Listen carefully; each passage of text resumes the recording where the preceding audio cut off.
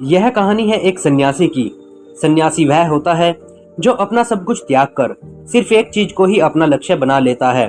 कोई भी व्यक्ति बिना किसी वजह के सन्यासी नहीं बनता। उसके सन्यासी बनने के पीछे कोई न कोई कारण जरूर होता है। उस व्यक्ति की भी सन्यासी बनने के पीछे एक वजह थी। सन्यासी बनने से पहले उस व्यक्ति के मन ने उससे बहुत सारी गलतियां करवाई थी, बहुत से पाप करवाए थे।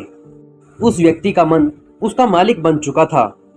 वह अपने मन के हिसाब से ही चलता था। जीवन का हर सुख, आराम और ऐश्वर्य प्राप्ति के बाद भी उस व्यक्ति के मन में बहुत ही पीड़ा थी, और यही मानसिक पीड़ा उसे एक दिन सन्यासी बना देती है। सन्यासी बनने के बाद वह व्यक्ति सांसारिक दुनिया से दूर हो जाता है और जंगलों में रहने के लिए चला जाता है। वह ध्यान करता है, तरह तरह की साधना और अभ्यास करता है, भिक्षा मांगकर अपना पेट भरता है और एकांत और मौन का अभ्यास करता है। लेकिन फिर भी उस व्यक्ति का मन शांत नहीं होता।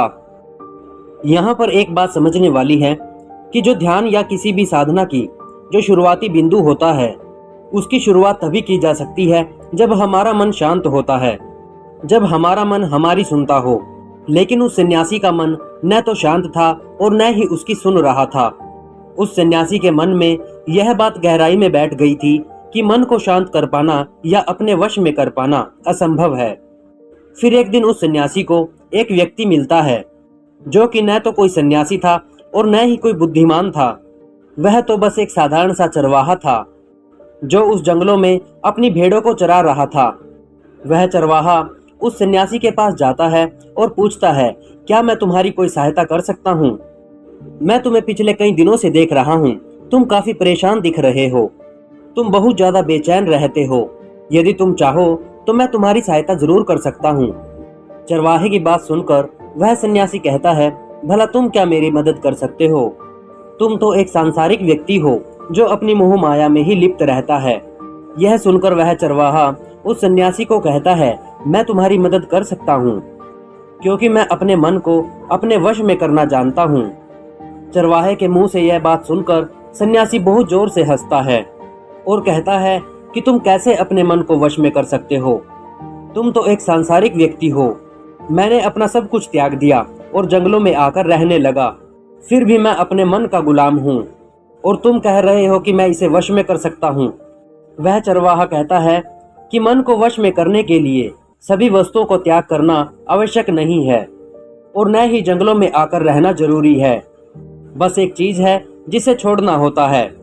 वह सन्यासी उस चरवाहा से पूछता है कि वह कौन सी चीज है। तब चरवाहा कहता है, वह चीज है इस संसार की संपूर्ण जानकारी। आज तक हमारे भीतर जो भी जानकारी गई है उसी ने हमारे मन का निर्माण किया है। सन्यासी पूछता है, वह कैसे? तब वह चरवाहा उस सन्यासी को समझाते हुए कहता है कि मान लो तुमने आज तक अपने जीवन में सेब का फल नहीं खाया, तुम्हें सेब के स्वाद के बारे में कुछ भी नहीं पता, तो क्या तुम्हारा मन सेब खाने को करेगा? नहीं, तुम्हारा मन सेब खाने को नहीं करेगा क्योंकि तुम्हारे मन को सेब के बारे में कुछ पता ही नहीं है। इसलिए हमारे मन का निर्माण जानकारी से होता है। यह सुनकर सन्यासी चरवाहा की बात से प्रभावित हो जाता है और उसे कहता है कि क्या तुम मुझे इस बारे में विस्तार से समझा सकते हो? तब वह चरवाहा उस सन्यासी से कहता है, अगर तुम अपने मन को अपने वश में करना चाहते हो तो मेरी बात को ध्यान से सुनना। तुम अपने मन को तभी वश में कर पाओगे जब तुम अपने मन की जड़ों को देख पाओगे। मन का निर्माण जानकारी से होता है और हमारे शरीर में जानकारी के 5 प्रवेश द्वार होते हैं। पहला है आंख। हम अपनी आंखों से जो कुछ भी देखते हैं, अच्छा या बुरा, वह हमारे मन में याददाश्त के रूप में इकट्ठा होता रहता है। दूसरा हमारा कान। हम अपने कानों से जो कुछ भी सुनते हैं वह हमारे मन में बीज के रूप में बो दिया जाता है। तीसरा जीभ। जिस भी चीज का स्वाद हम एक बार ले लेते हैं उसका स्वाद हमारे मन में अंकित हो जाता है। चौथा है नाक। हम जो कुछ भी एक बार सूंघ लेते हैं, खुशबू या बदबू, वह हमारे मन में दर्ज हो जाती है। पांचवा है त्वचा। जब हम किसी चीज को एक बार छू लेते हैं या स्पर्श कर लेते हैं उसकी याददाश्त कहीं ना कहीं हमारे मन में अंकित हो जाती है। इन 5 शारीरिक दरवाजों से जो भी जानकारी हमारे अंदर जाती है वह जानकारी बीजों के रूप में जमा हो जाती है और धीरे धीरे वृक्ष बन जाती है। हमारा मन एक मिट्टी की तरह है जिसमें बीज बोए जाते हैं और हमारी बुद्धि बीज बोने वाले किसान की तरह होती है। अगर हमारी बुद्धि गलत जानकारी के बीजों को सही जानकारी के बीज समझकर बो देगी, तो जब भविष्य में वह बीज वृक्ष बनेगा तो वह खराब फल ही देगा। इसलिए बुद्धि का काम है सही जानकारी और गलत जानकारी के बीच अंतर करना। तुम्हारा मन तुम्हारे वश में इसलिए नहीं है क्योंकि तुमने पहले से ही अपने मन में बहुत सारे गलत बीज बो रखे हैं और अब यह बीज बहुत सारे वृक्ष बन चुके हैं। यह सुनकर वह सन्यासी बोलता है कि अब मुझे क्या करना चाहिए?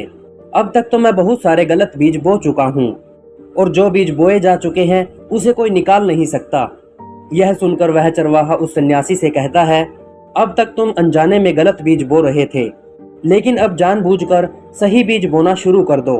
हमारे भीतर हजारों गलत बीज हैं तो क्या हुआ?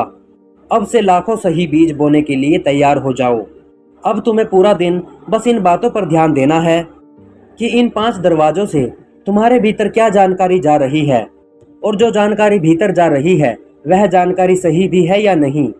वह सन्यासी उस चरवाहा से पूछता है कि मुझे यह कब तक करना होगा? चरवाहा कहता है, यह तुम्हें पूरी जिंदगी करना होगा। जिस प्रकार तुम अपने पेट को रोजाना अच्छा भोजन देते हो, उसी प्रकार प्रतिदिन तुम्हें अपने दिमाग को अच्छा भोजन देना होगा, यानी कि अच्छी जानकारी देनी होगी, अच्छे विचार देने होंगे। जीवन में हर पल हर दिन तुम्हें सिर्फ 2 ही विकल्प मिलेंगे, जिसमें से कोई एक विकल्प तुम्हारे लिए सही होगा और दूसरा विकल्प तुम्हारे लिए गलत होगा। लेकिन तुम्हें हर बार सही विकल्प का ही चुनाव करना है। हमेशा ध्यान रखना, सही विकल्प का चुनाव करते समय हमारे भीतर पीड़ा पैदा हो सकती है, लेकिन वह पीड़ा तुम्हारे भीतर कुछ समय के लिए ही रहेगी।